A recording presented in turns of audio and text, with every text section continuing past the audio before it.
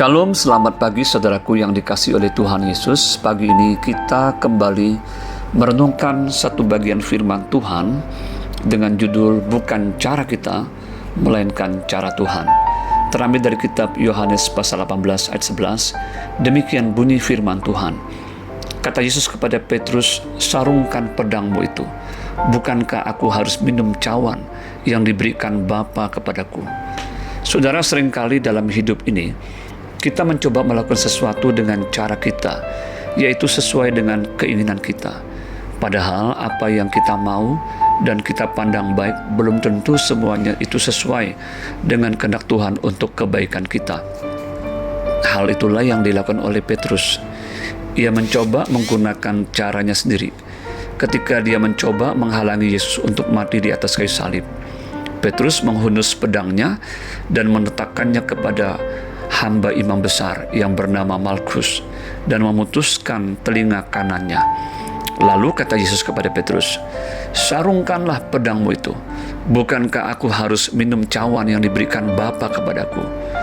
Di sini kita melihat bahwa Yesus menegur Petrus agar tidak perlu menggunakan kekerasan dan caranya. Petrus seharusnya memahami bahwa Yesus memang harus ditangkap untuk dihakimi dan dijatuhi hukuman mati. Karena untuk itulah Yesus datang ke dalam dunia, yaitu untuk mati di kayu salib demi menebus umat manusia dari dosa dan kebinasaan.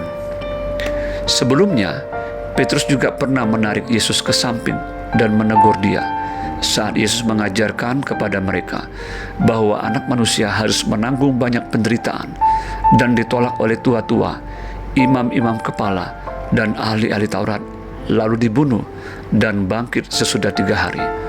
Maksud dari Petrus adalah ia tidak mau Yesus mati di kayu salib, karena bagi Petrus Yesus adalah Mesias yang akan membawa harapan baru bagi pembebasan bangsa Israel dari penjajahan Romawi.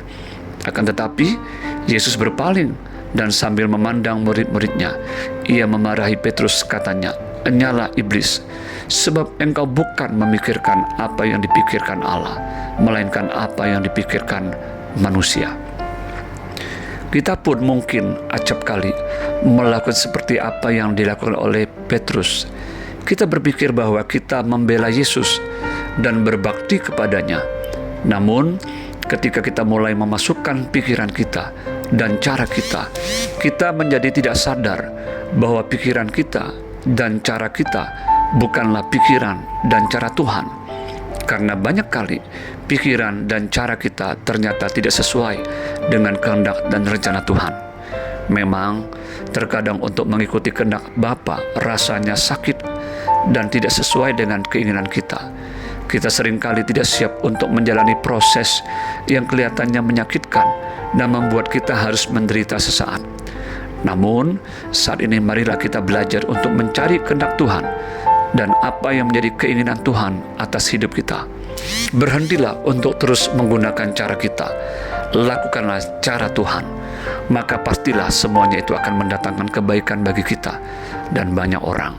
Percayalah, Tuhan tidak akan membiarkan dan meninggalkan kita bila kita ada di dalam kehendak dan rencananya. Kita akan melihat kemuliaan Tuhan akan dinyatakan di dalam hidup kita. Selamat pagi, selamat beraktivitas. Tuhan Yesus memberkati. Shalom.